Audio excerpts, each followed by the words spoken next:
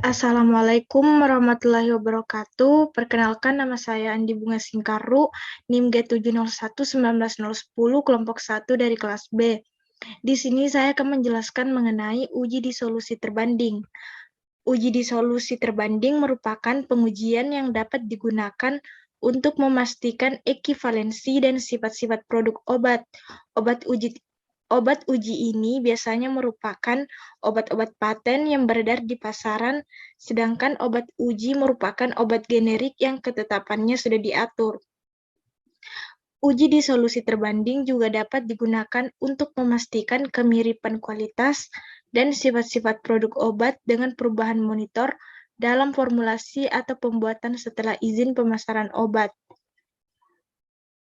Mekanisme kerja secara umum, alat dissolution tester ini memiliki prinsip kerja yaitu dengan memberikan suatu tekanan atau kompresi pada tablet dan mengukur pada tekanan dengan menentukan berapa jumlah tablet yang retak atau hancur. Menurut Dirjen POM tahun 1995, prinsip kerja alat dissolution tester dapat dilakukan dengan dua cara, yaitu yang pertama, alat dissolution tester ini terdiri dari sebuah wadah tertutup yang terbuat dari kaca atau bahan transparan yang inert dengan suatu batang logam yang digerakkan oleh mesin dan keranjang yang berbentuk silinder dan dipanaskan dengan tangas air pada suhu 37 derajat Celcius. Jenis alat laboratorium yang digunakan adalah yang terdiri dari daun sebagai dayung dan batang sebagai pengaduk. Batang berada pada posisi sedemikian sehingga sumbunya tidak lebih dari 2 mm pada setiap titik dari sumbu vertikal wadah dan berputar halus tanpa goyangan. Kemudian untuk monografi obat, yang pertama ada pH medium, yaitu pH yang digunakan pada medium disolusi. Kemudian ada volume medium, yaitu volume air dalam bejana. Kemudian volume sampling, yaitu volume yang dipipet. Lalu ada panjang gelombang, yaitu panjang gelombang yang digunakan di alat uji dissolution tester. Selanjutnya, syarat keberterimaan. Syarat keberterimaan ini ada 3 tahap. Yang pertama, tahap pertama atau S1, jumlah yang diuji ada 6 tablet.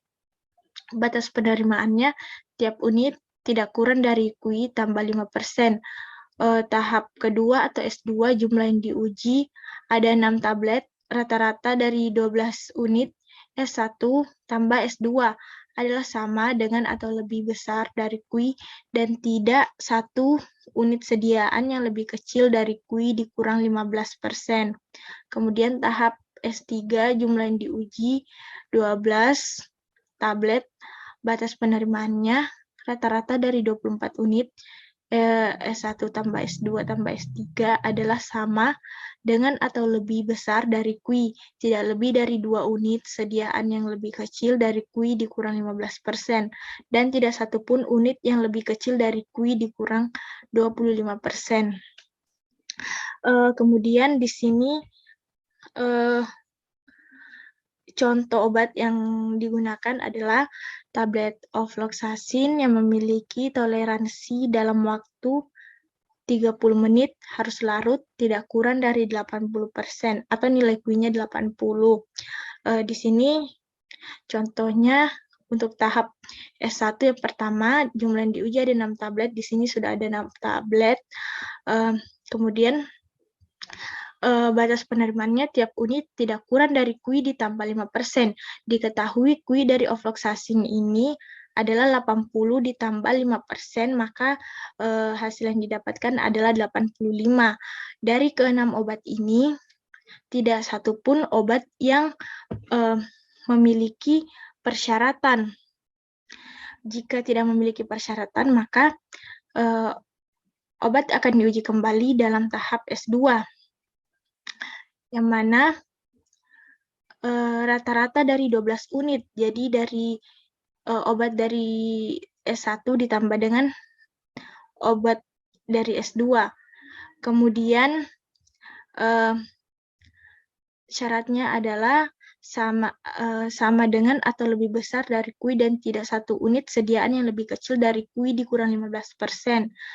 diketahui Q dikurang 15% itu adalah 65. Dari ke 12 tablet ini, tidak satupun yang nilainya di bawah dari 65. Maka disimpulkan bahwa obat memiliki persyaratan. Misalnya apabila salah satu tablet ada yang tidak memenuhi persyaratan dari 65% di S2 ini, kemudian kita lanjut lagi ke S3, di mana S3 ini syaratnya itu tidak lebih dari 2 unit sediaan yang lebih kecil dari Q dikurang 15%, dan tidak satu unit pun yang lebih kecil dari Q dikurang 25%. Q dikurang 25% ini yaitu 55%. Jadi pada S3 ini semua jumlah tablet dari S1, S2, dan S3 ini dijumlahkan dengan, jadi jumlahnya itu ada 24. Kemudian ditambahkan,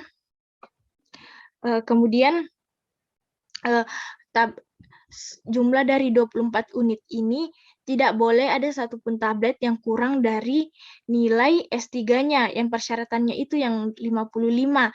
Jikalau ada yang kurang berarti dia tidak memiliki syarat. Namun jika tidak ada yang kurang atau semuanya memenuhi dari nilai S3, berarti semua obat memenuhi persyaratan uji disolusi terbanding selanjutnya. Selanjutnya, saya akan membahas mengenai aplikasi PHQ Bootstrap. Yang pertama, di reference ini yang dimasukkan adalah nilai data dari obat inovator. Kemudian di bagian tes yang dimasukkan adalah nilai dari obat uji. Kemudian untuk bootstrapping parameter, number of bootstrap itu standar yang biasa digunakan adalah 5.000. Untuk confidence intervalnya itu nilai dari Q yaitu diketahui tadi nilai dari Q-nya itu 85. Kemudian untuk sampling mode, di sini ada dua, ada individual dan whole factor. Untuk individual ini, maksudnya individual ini hanya menguji satu data saja atau tidak membandingkan inovator dengan obat ujinya. Sedangkan whole factor ini menggunakan 2 sampel untuk membandingkan obat uji dan inovatornya. Di sini kita memilih whole factor karena kita akan menguji obat inovator dan obat uji. Untuk F2 auto rule, di sini ada 3 bagian. Yang pertama ada no auto, yang artinya kedua sampel tidak harus memenuhi persyaratan nilai Q lebih dari 85%. Kemudian ada satu profil, yang artinya salah satunya harus memenuhi persyaratan nilai Q lebih dari 85%. Lalu ada 2 profil, yang artinya kedua produk sampel harus memenuhi persyaratan. Selanjutnya di sini ada F1 dan F2. F1 ini artinya perbedaan antara produk uji dan inovator. Rentang nilainya ini dari 0 sampai 15, sedangkan F2 ini artinya untuk menguji kemiripan produk inovator dan produk uji. Rentangnya ini 50 sampai 100. Di sini kita akan memasukkan nilai dari inovator, kemudian obatnya, nilai obat,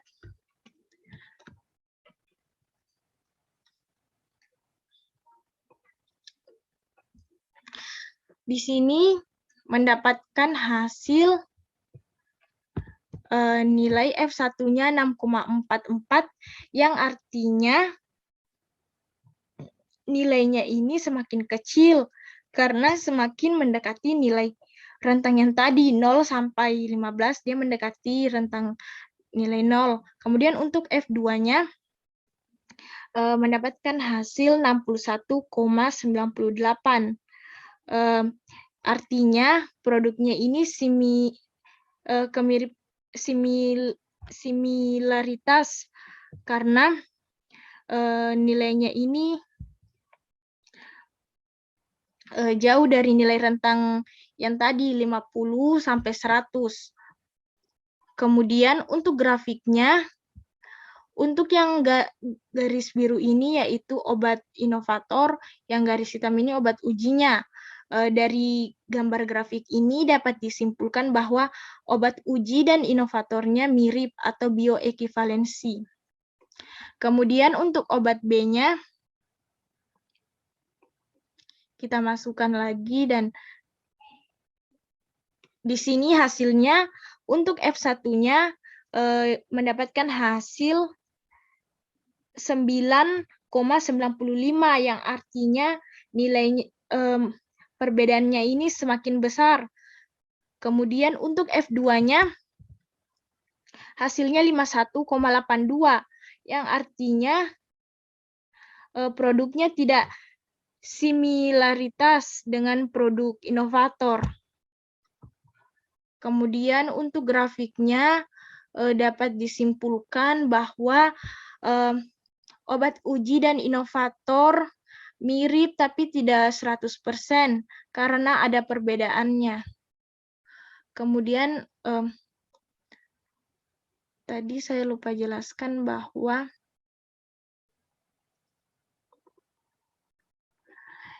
di sini maksud dari isi dari 5, 10, 15, 30, 45, dan 60 ini adalah waktu pengujian, sedangkan 28, 29, 296, 29,5, 30, dan 29 ini adalah nilai dari masing-masing tablet, tablet 1, tablet 2, tablet 3, tablet 4, tablet 5, dan tablet 6. Baiklah, cukup sekian penjelasan saya mengenai uji disolusi terbanding dan aplikasi PHQ Booster. Cukup sekian dan terima kasih.